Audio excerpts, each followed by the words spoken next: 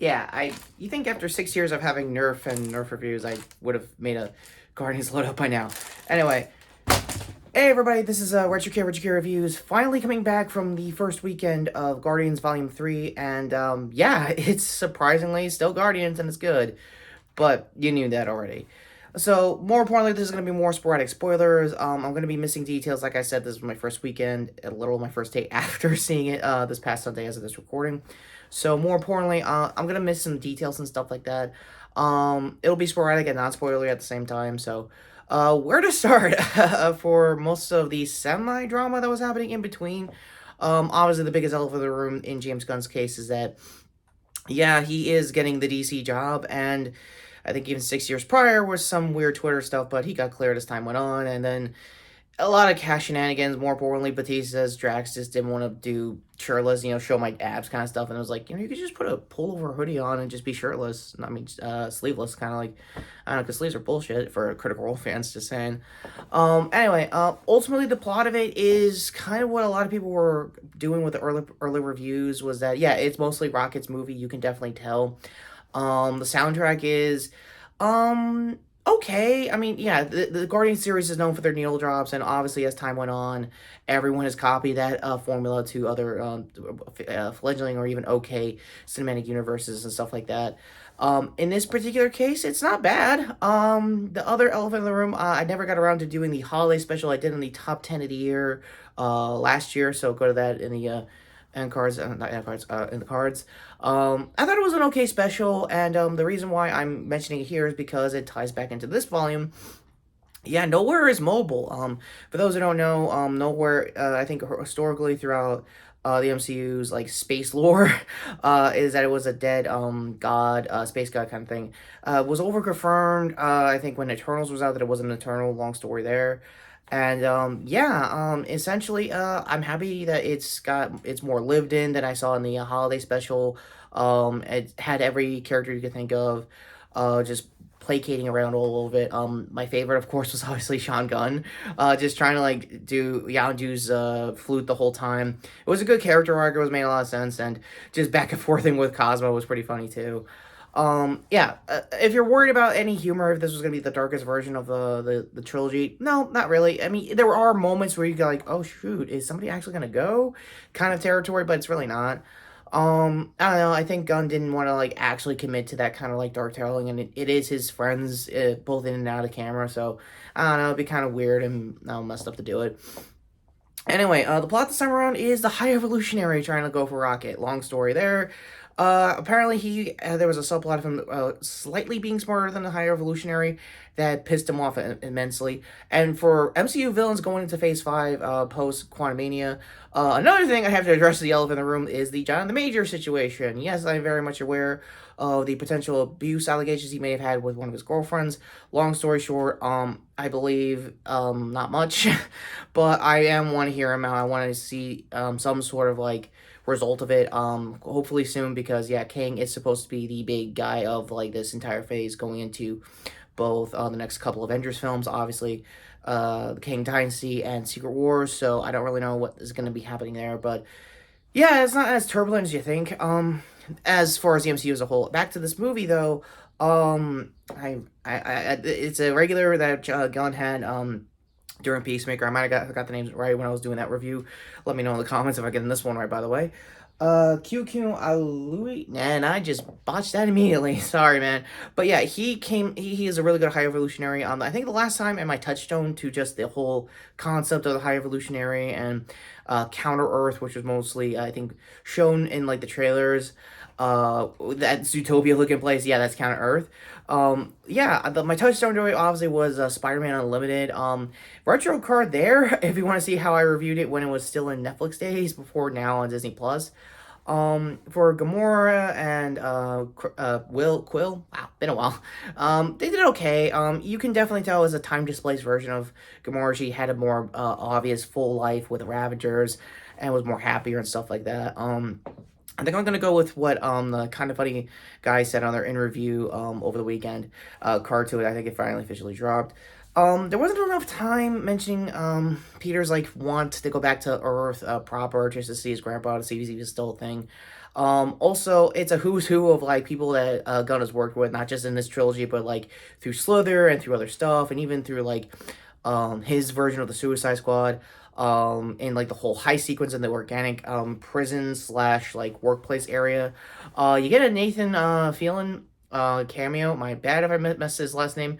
Wow, sorry for that. Anyway, he did pretty good, and honestly, the jokes for that and him just like having talking shit about his work coworkers in the past kind of feels like me sometimes. So don't want to go outside my reach as far as relatability go, but it was kind of cool. But yeah, the start of the show and most of the big hook of this was Rocket, and yeah, you're probably wondering why I haven't mentioned Will Potter's version of Adam Warlock that has been heavily teased for the last 6 years. He got underutilized. You can definitely tell that he probably had a bigger plan going forward when Infinity War was happening, but things might have changed in between. Think of it like MCU changes last minute is kind of like WWE, kind of like Mania 11th hour kind of decision making skills. I feel like that was kind of the problem there. However, he does have an arc. Where does it sound? He gets left over by the Sovereign. He basically goes out of his way. Sorry for the phone call, by the way. And ultimately, it's all over the place, but it still had a good redemption arc and stuff like that. Also, shoutouts to Zune. I didn't think I'd see that again after Volume 2, let alone reports that they might be bringing it back for nostalgia reasons or something like that. Maybe a condensed version, kind of like those mini retro, like PS1s and like obviously the throwback, like, NCS, NA, and Synesys and stuff like that, Nintendo stuff, essentially. That'd be cool going forward. Going on to Groot and Nebula. Nebula had, like, the biggest focus, like, if Quill was, like, just basically down bad, basically missing, his version of Gamora and being a half alcoholic half the time in the movie, Gamora was just leading this thing. Like, you could definitely tell she has definitely had a huge character change ever since Endgame. He's like, you know what, Dad was an idiot, but I'm gonna help these people out no matter what. Yeah, ultimately, all the set pieces were great. For Palm Kimliff as Mantis, she had the most time. Like I said earlier, with the organic heist scene, like she was just having a fun time, just messing around with Drax, using him as bait and stuff like that, kind of like in the holiday special, which was pretty cool. Not a huge callback, but you could tell they play off of each other more with her and Batista, definitely. Obviously in Batista's case, yeah, they did something they haven't done in a while. Go full dad mode, helping out some kids at the end of the movie, which was actually pretty cool.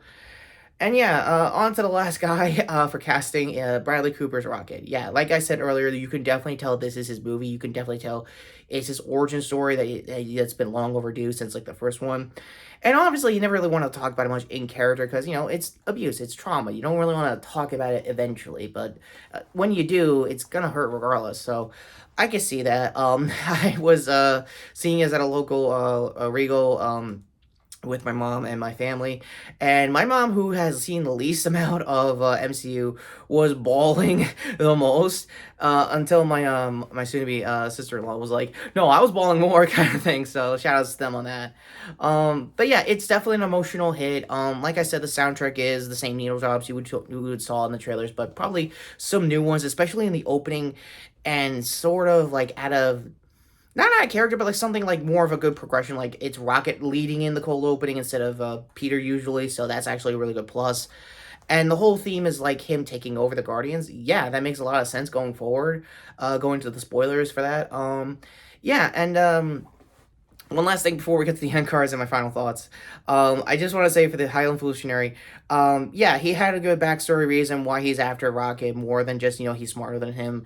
And also when they do the character reveal, like, who it was, it's not like in a Scooby-Doo Halloween kind of thing, but like, they ripped his face off later down the road. I won't spoil that. Also, all the action set pieces, the hallway fight scenes, and like all the CG is pretty good. Groot is like way more advanced, more than you thought he was in between Endgame to this. That's what I want to say there, finally there. Also, Vin, I think, had the least lines saying I am Groot, which is weird. Also, he talked normal for, like, one more scene. It's a staple now, this trilogy, so you'll know when you'll know. But, like, when they ripped off the High Evolutionary's face, all I wanted to say was, face off. Go to my retro review there. Anyway, final thoughts. It's a 10 out of 10. Look, if you're in it for a condensed version of the MCU, this trilogy does make it pretty digestible, and it gives you enough to work off of for the next Avengers movie going forward. Post-credit, I won't spoil much, but again, it's a good end cap, kind of like post-credit, so you know what you're getting into as well. And yeah, all the biggest elephants in the room with the casting. They all sound like they want to go different directions. Some of them probably even want to go to DC, if anything, and I'm all for it if they do. If Gunn gives them the opportunity. And yeah, I don't know. Going forward, ultimately, should you see this movie, it's a no-brainer. You probably already saw it by now. There's some needle drops that might have got overused from if you already saw the previous Chris movie, Pratt-wise, the his version of Super Mario Brothers. And speaking of, I never really got my thoughts of his voice and the whole thing there. It sounded okay. He sounded okay here too, being, cool like usual. He's just, he's playing the hits, but he's playing the hits effectively, not like overplaying it just to look like he's playing it, kind of thing. So that's what I'll finally say over that, if anything else. So yeah, that being said, I think I have a little bit of a breathing room until into this Across the Spider-Verse next month. So be on the lookout to a potential retro review I've been wanting to do since I never really got around to sit through the Super Mario Brothers movie from Illumination. There was one I grew up with, and I think you know what I mean. So, on that ominous note, end card's finally coming up to my Morpher here, to my shorts playlist, which I will be doing another short, hopefully later this week for Critical Role episode 58 going into 59. Other hand here to my previous review, and obviously, new gear, new this, to sub the channel, notification bell down below for more content, movie reviews, MCU reviews, Toku reviews, and hopefully get around to doing a Nerf review for this dual pack that everyone did like a month and a half ago. Yeah, I'm sorry ricketing, so I probably have to like, not ricketing, but like making that kind of noise. That probably something broke off, and I'll probably do like a mod tutorial there if anything else. So with that all being said, take care, subscribe. I am Retrokid Reviews, and to the Guardians. And yeah, to James Gunn, I think I weirdly might have DM'd this. It's probably a fake account, if anything. Congratulations for getting this trilogy to the finish line, if anything else. And more importantly, good luck with DC.